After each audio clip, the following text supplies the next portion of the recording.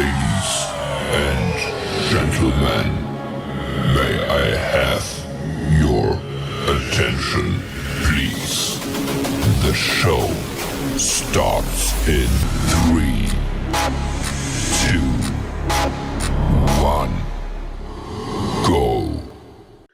Good morning, CaneSport. It's February 8th, 2022. I'm Gary Ferman, the publisher of CaneSport.com, joined as always by our managing editor, Matt Shodell, as we discuss the news of the day, presented as always by Life Wallet, where the time is now to take charge of your personal health. Matt, Mario Cristobal, the time is now. He's taken charge of his coaching staff, and we got another hire finalized yesterday, and Jamil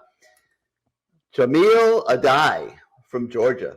Mario and Kirby Smart got a little tit for tat going on here. Kirby tries to take a shot at Travaris Robinson, and T-Rob leaves him standing at the altar and goes to Alabama. Now you got Mario coming in and going and stealing somebody from Georgia. So you take B-Mac, and I'm going to come in and I'm going to take Adai, and they're just playing chess with each other, stealing each other's coaches, and it's fascinating to watch. And the agents are controlling the whole thing. You notice these things are leaking right before they become final. That's because the agents are leaking it, and it's a wild west kind of scene, Matt. But the bottom line is you got to be pretty impressed at the finished product that is emerging from Mario Cristobal's coaching staff. Yeah, I think it's the best coaching staff in a long time from top to bottom. There's still a couple of spots to fill, but so far there really should be no complaints from anybody about these guys. There was nobody available that would be any better than the guys he's picked at this point, in my opinion. I think he's done a great job waiting, getting the right guys. When I was researching the story on Adai, by the way, I didn't remember this. How many yards a game passing do you think Miami's defense gave up this past season? If you had to guess. 250? Yeah, 250. That's a lot. Not really. Not in today's college football. It's not really a lot. Okay, well, when I tell you where it ranked in the nation, you might think differently. It was ranked number 102. Really? Yeah. I'm surprised by that. Yeah. So there's a lot of work to be done. And hopefully, people always say, oh, whenever they get a new coach, it's, oh, what transfers are coming in with him? When the new coordinator came on, it was, oh, who's he going to bring with him? That's the new normal in college football, right? And when Mario and Alex Mirabal left Oregon, they probably hoped for more than what they got. At least as of now, they got, I guess, just one, right, Logan? And maybe these new guys can bring someone in after spring ball for the summer, because they definitely need help. They need another cornerback, in my opinion. And I mentioned that before. Now, it's not the most urgent need position. I'd say linebacker and right tackle are the two biggest priorities, but they need another cornerback. And I didn't remember the secondary being that bad last year, because I think everyone was so focused on how James Williams and Cam Kinchens really did well for true freshmen. In reality, they were probably playing a little above average, But when a true freshman plays a little above average, you're like, wow, because you're not even expecting average for a true freshman. And then the corners just, if I remember correctly, it was sort of a rotating door. They finally settled on Marcus Clark, who was okay. People think he was so great. He was nothing special. He was okay. And Tyreek really did well. So if they can bring in another really good corner out of the portal, and then you have a Marcus Clark and Al Blades who will be healthy, DJ Ivey, Corey Couch. Now you're talking about decent enough depth that you can get some things done in the secondary. Because let's face it, you're only as good as your players. You can be the greatest coach in the world. If you're working with leftover players that just aren't real good or have bad attitudes, there's only so much you're going to get accomplished. So the overall culture of the whole program and the secondary has to change. You saw that when Gervin Hall just quit the team in the middle of the year. You saw there's culture problems in the secondary. Those need to be fixed. I think the staff will be the ones to fix it. But the truth is, we're not really going to know the culture's fixed until Miami, honestly, and I like to keep it real, we're not going to know in spring ball. Fans are going to ask, oh, what's it like in the practice field? Is it still quiet out there and whatever? And you can make it look good in practice for the periods the media's allowed out there, and you can make it look good in the fall and look like you're doing all the right things. But until you go up against the Texas A&M, that's really when the questions get answered. I know fans want to know way in advance of that. But that's the truth. That's really when we're going to get know. Answered against Bethune-Cookman, huh? That's when we're going to know this worked or there's still a lot of work to be done. And I know fans want to know tomorrow and the next day that everything's going to be great. And Mr. Negativity here is here to tell you, we're not going to be able to tell you, maybe even in spring ball. We'll get some glimpses. We'll get some nice coach talk, and we'll certainly share what we see and what we think. But we're not going to know for sure until they play Texas A&M. That's just the truth. But, it's funny because there obviously was so much angst for the last month and a half about these coaching hires, and everybody was up in arms. What's he waiting for? Why is he taking so long? Going to lose recruits and everything else. And, Mario's sitting there playing chess while everybody else is playing checkers. You got to give him credit. Like, he's come out of this looking pretty good, being patient, making sure he gets the right guy, making sure guys fit with each other.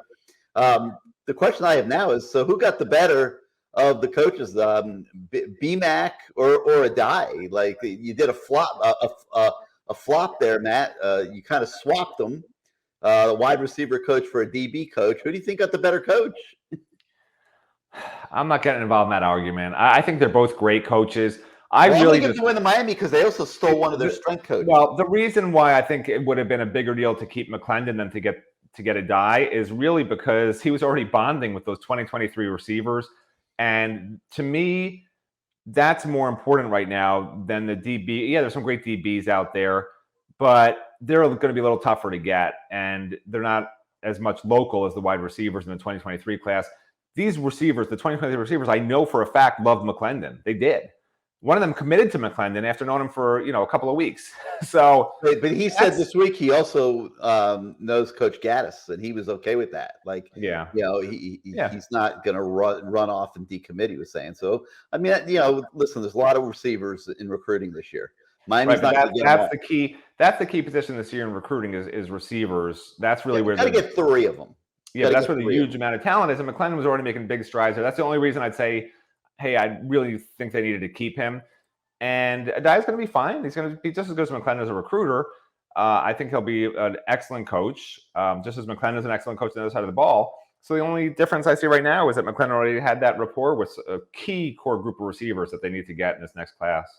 But it's not that tight. It was only a few weeks. It's not. I don't see that as being anything that's going to be a game changer in recruiting at all. Yeah, as long as the new guy is somebody, the new receivers coach. I guess is the coordinator going to be the receivers coach for sure? I'm not sure if they settle on that or not. But if that's the case, then we'll see. All right, so we're still waiting on a quarterback coach hire that I think is going to come fairly soon. I still think it's got a great chance to be Frank Ponce. He's got local ties. He's at Appalachian State right now. Pretty well thought of as the quarterback's coach. I think there's a decent chance that search could end there. But there's other guys. Like I heard that Mario Cristobal is interviewing 6 guys for that job right now. And any one of them, he wouldn't be interviewing them if they weren't real candidates. And so, look, I mean, he could go in another direction. But I'm thinking right now it's probably going to be Frank Ponce, but we'll see how that one goes. I will tell you, by the way, are you a fan of having an offense coordinator who's also usually the quarterback's coach, or you don't think that's a big deal? I'm just curious. I don't think it matters. I think there's a lot.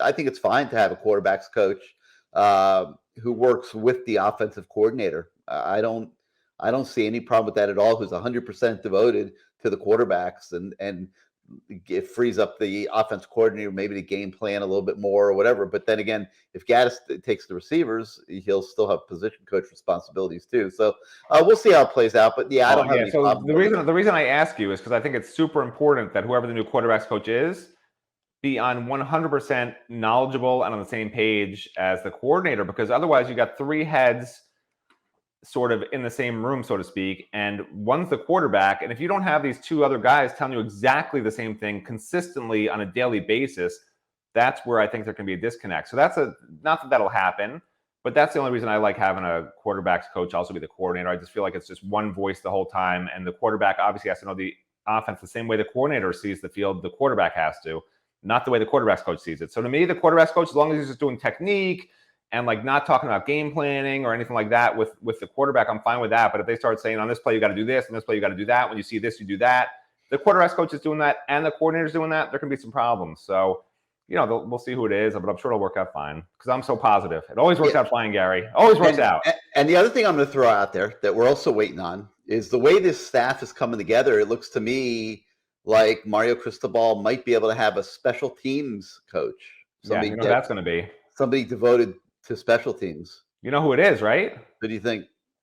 Dennis Smith has been introducing himself to recruits for a month now, saying, I'm the new special teams coach. Maybe that's a hint. Yep. You know what? Yeah, I agree. It could be him. There's another guy that I can't really talk about who I think is also on the radar, but it'll be interesting. That's definitely one option. That guy has so much value. Like no one's going to even know who he is. This Dennis Smith guy has a lot of value to this program. He could do a lot of different things, and he does them really well, and he works really hard. Just a total complete stud, Dennis Smith. So, and people are asking about how does this affect DVD also? It's another good question. Does DVD, is he wed to being a coach? Does that take him to go somewhere like an FIU or a Utah well, I mean, State? I mean, could he be moved into the recruiting department? If they want Dennis Smith as special teams coach, you still, I think, are they going to bring in a separate linebackers coach or probably not, you think? Well, right now, I think Kevin Steele is going to coach linebackers. Right, so he'll do both, correct? Yeah. So if you have a special teams coach and you want to bring a quarterbacks coach, I haven't counted up all the numbers, but let me tell you something else, Matt. Auburn might make Kevin Steele its target. Yeah, we've been hearing that rumor for a while now. And Mario Cristobal could be searching for a defensive coordinator yet again within hours or days. I mean, that's fine, Gary. He'll get a better coordinator. It doesn't matter. It all works out. It always works out. It has so far. Yeah. So listen, I haven't added up. How many coaches do they have left to fill? Is it 2 spots or 3? They got a quarterbacks coach, a special teams coach, hypothetically. Quarterbacks coach, special teams coach. We should have done our homework before the show, guys. It's embarrassing. Offensive line. You got an OC. Right. Then you've got a defensive line coach in place now. You got a DB coach in place now. And you got maybe DVD. You got a DC who's going to coach the linebackers. Right. And you have DVD and maybe Dennis Smith. Yeah. So, I'm not. There's still a couple spots. That he can. Right. He can use. So it'll be a quarterbacks coach and maybe a cornerbacks coach if DVD goes into the recruiting department. Correct. Yeah, possibly. Or a special teams coach. Okay. Yeah. So they may wind up only hiring one new coach then, potentially. The quarterbacks coach, hypothetically, depending how it shakes out. Oh, we forgot the tight end coach, Coach Field. Right. So yeah, that's what it looks like. It looks like you're going to hire a quarterbacks coach, a special teams coach, and one other variable. That it could be a cornerbacks coach. There's different ways he can go with it. So yeah, I mean, I think the staff's come together really well. He could hire a receiver. He could hire a receivers coach and let Gaddis just be the OC. You know what I like about what he's done? Every coach I can remember, including Mark Richt, who brought in his son as the quarterbacks coach, has brought in a friend or a relative to be a coach with them, and it's never really worked out very well. Manny Diaz had to fire his buddy Blake Baker. Mark Richt, John Richt, fans were irate at John Richt. If I remember correctly, I think he was forced to leave, right? Didn't he leave at one point to go somewhere else? Who? And then at the very end, and then Al Golden with Mark D'Onofrio attached at the hip. He wouldn't fire him. That was his downfall. Mm-hmm. And I could probably go back further than that, but it just seems like prior to Mario, and I know Mario brought in Alex Mirabal, you could argue that's his guy, but Alex Mirabal is pretty well renowned as a top offensive line coach everywhere. And I think if push came to shove and he was awful, Mario would get rid of him in a heartbeat. I don't think Mario values friendship the way some of these other coaches did. So my point is I sort of like that Mario, it doesn't matter if they overlap. Like I was talking to somebody the other day who was asking if one of the hires overlapped with Mario at one of Mario's stops. I guess it was at Alabama. Right. The new offensive coordinator, did he overlap with Mario? And I wasn't 100% sure, so I looked, and no, they didn't overlap. So Mario just, it really is the best guy, is who it seems like he's getting, which I wish other coaches had done in the past. I think there really was a lot of disservice done by some of these coaches who were friends of the new head coach and got their jobs and were sort of sitting on their laurels and not really maybe working the way they should or maybe seeing things the way they needed to because they felt just too comfortable in their job. I don't think anyone's going to feel comfortable under Mario, which is a good thing. Yeah, you can bet the ranch on that. All right, so we've got coverage of the die hire, obviously. We've also got further analysis on Josh Gaddis, the new offensive coordinator, and we take a look today on how his approach to offense might benefit the Canes defense. So that's an interesting story for you guys to dive into today. And then, by the way, I'll comment on that for a minute if you want. Yeah, go ahead. Because I hate commenting on everything, but I'll just comment on this one story because I never comment on anything else. So when I sort of researched doing this story, and my idea to begin with was the seeds for the story, not the grains, the seeds for the story came actually, believe it or not, from Rhett Lashley. Because when Rhett Lashley first took the job, we never wrote about it, but I personally was concerned at the time. We didn't do Good Morning CaneSport at the time, but I spoke to Gary about it at the time. I said, this is the end of Manny Diaz's dominance as a defensive coordinator, because this defense is going to play so many snaps that even if it's close to as good as it was the year before Rhett Lashley was hired, when it was a decent defense, not great, but even if it was at that level or similar, and they were losing a lot of pieces, it was still going to give up a lot more yards and points simply because you're playing an extra series plus a game on defense, which means you have to play all these backups all the time to keep the starters fresh for the end of the game. And I didn't think there was I didn't think that there was a close enough. I don't know how to put it. There was too big a dichotomy between the starters and the backups. Let's put it that way. The backups were not as good as the starters on defense. I saw the problems coming. We talked about it at the time, and of course, you being the optimist assured me it was going to be fine back then. No, and I did not say it was going to be fine. Okay. I remember it differently, but regardless. I said it was going to be fine that Manny Diaz's defense had to defend more snaps a game. Are you kidding me? You didn't think it was going to be a big deal. You didn't think it was going to be a big deal. Absolutely not. I absolutely did think it was going to be a big deal. Okay. I was never a believer that Manny's defense was going to hold up, and having them have to go an extra 10, 15 snaps a game. Okay. No, so I made a mistake. You're misremembering without a doubt. So that was the inklings of this story, because when they hired this new defense coordinator, I said, let's see if this actually is correct, and if they really ran that many more plays on Rhett Lashley, and if the defense really was on the field that much more. And as I ran the numbers, it wasn't as big a gap as I was expecting to be 10 to 20 plays less that Michigan was running than Miami was running. And we didn't look at 2020 because 2020 was a horrible year for Michigan, and they barely played any games, and they had COVID problems, et cetera, et cetera. So we looked at 2019 and 2021, and I think 2019 was 7 plays less than Miami from this past year, and 2020 was 5 plays less than Miami. But still, 5 plays as a series, and then I looked, what's a typical amount of series in a game? There's 11 or 12. So you're talking about 8, maybe 8 or 10%, depending on the year you're looking at, less plays. But for those of you that think that's not a big number, just 5 plays, you can put in starters for an extra 5 plays. Well, 10% of a game, these guys are supposed to be giving 100% effort every single snap to the whistle. And when you're doing that for 70 plays a game, that's very difficult. You can maybe do it for 60, 55 or 60, and those are about the reps the starters were getting last year. So now when you look at it that way, you're talking about backups playing, instead of 15 to 20 reps a game, right? They're playing 10 to 15 reps a game. And that's a big difference, because when you're playing 10 to 15 reps a game, you're not talking about an entire series of backups. You're talking about putting one backup in at linebacker with 2 starters there if you're running 3 linebackers. Makes a big difference. It's not having all 3 linebackers being backups at the same time, because you don't want to put these guys over 60 reps a game. Yep. So it's sort of, it's a big deal. I think the defense will really be helped by this new offensive system that will run the play clock down a little bit more. All right, so we've got that, and then we shift gears to recruiting, starting with 2023. Wide receiver Santana Fleming from American Heritage. He's excited to see what the Canes look like in 2022, and he's a little overshadowed by his teammate Brandon Innes, who's a 5-star, no doubt about it.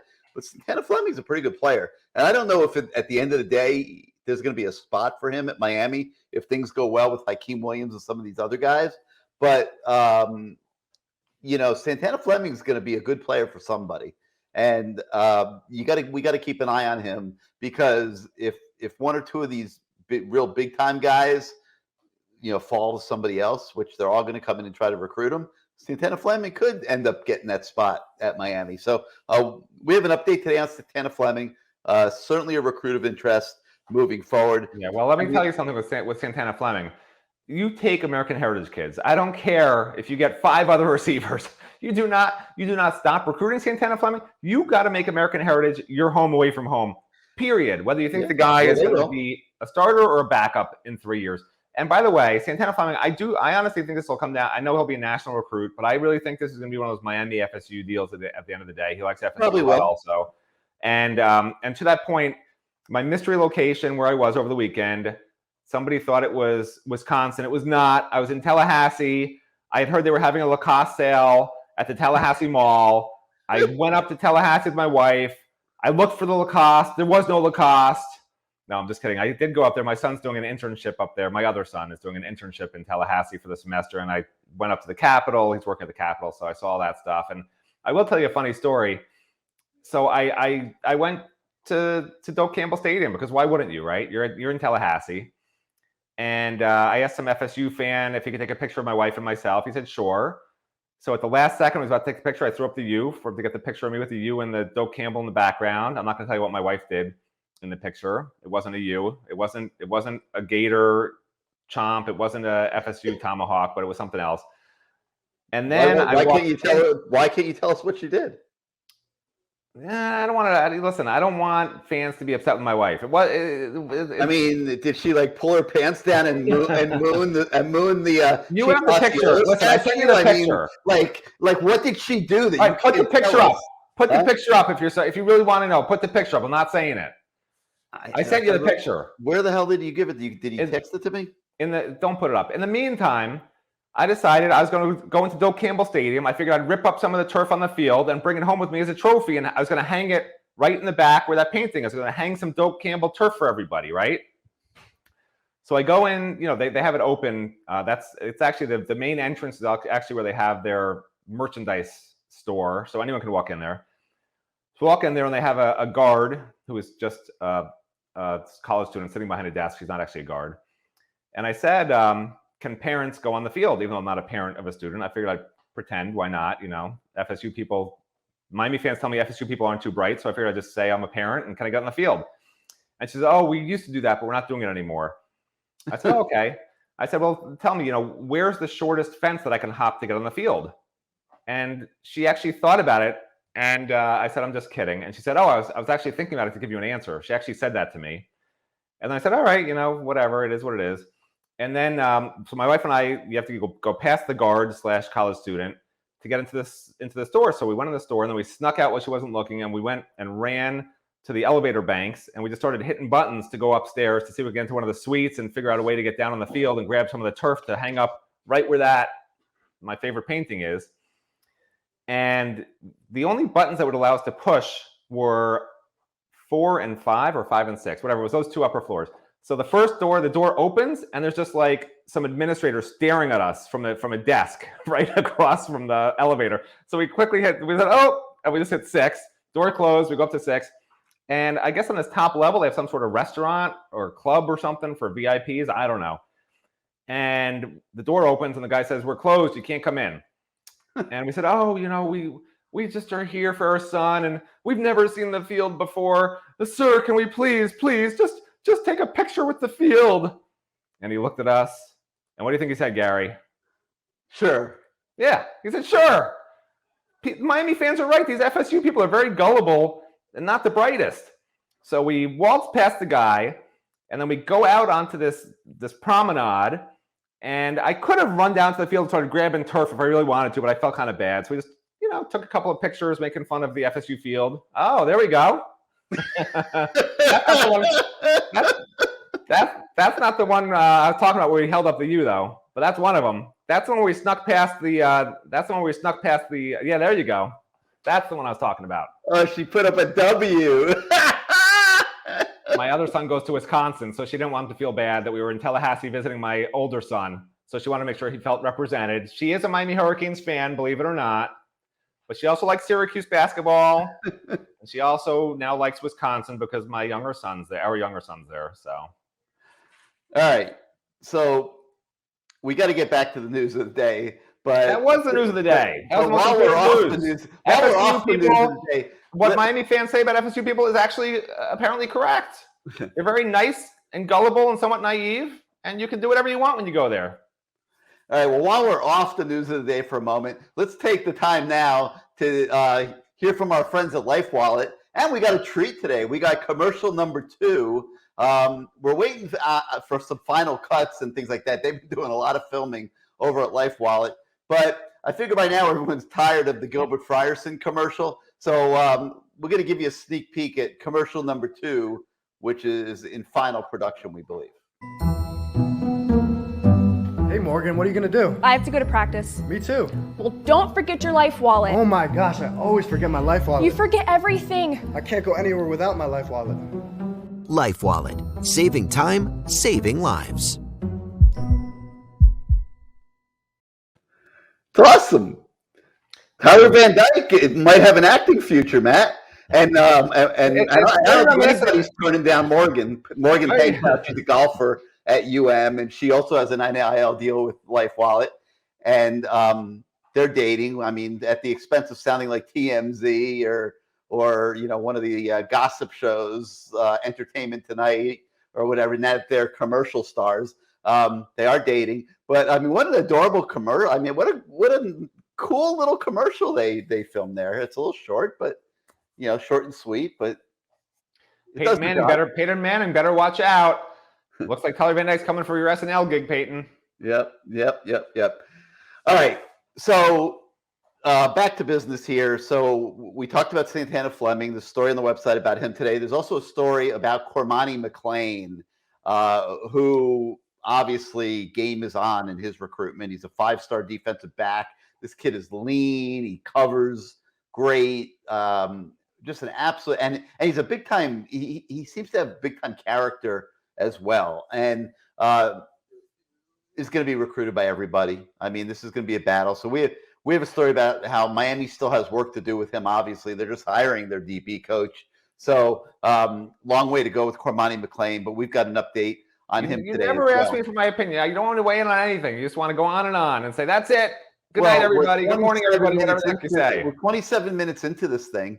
And even though some people want to see us go an hour, some people don't have an hour commute to work. And this is Good Morning CaneSport. So it's gonna be good night. Like I said, it's gonna be good night, everybody, because it's gonna be like 10 p.m. by the time we're done. To remind us, I put the name back up in the left-hand corner there. It is Good Morning CaneSport. We don't want it to turn into CaneSport lunch. So, but go ahead. What do you have to say about Cormani Mclean?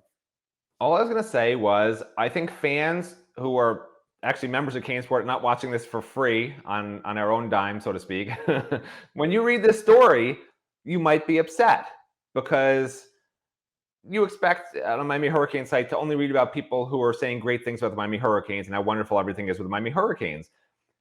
And as you know, Gary and I are always trying to bring you guys just the reality of the situation. We're not going to tell you everything's great. I mean, Gary might tell you everything's great. I'll speak for myself. I'm not always going to tell you everything's great. And Cormani Mclean makes it very clear that he went to Miami and he went to Georgia in January, and he liked Georgia better. He liked that visit better. He liked their coaches better. That's okay. What I love is it's refreshing for a recruit to tell the truth. This is how he feels. And what Miami fans should take away from this isn't Mario Cristobal's fault. Georgia just won the national title. Okay? Georgia's the school that everybody wants to go to right now, along with maybe an Alabama or an Ohio State. And that's where Miami needs to get to. So when you watch Cormani Mclean's recruitment over the next, almost a year, pay very close attention, because he's a microcosm of what Mario Cristobal needs to accomplish in order to get Miami to that level and to basically get the message across to these kids, we're going to be the next Georgia. You can go to Georgia and be part of what they have, or you can come here and be that guy, be that next Ed Reed, be that guy who Miami fans will remember forever. You could be one of 100 guys at Georgia everyone's going to remember there, or you could be the guy where people at Miami say, that's one of the guys who brought this program back. And that's what Miami's trying to do.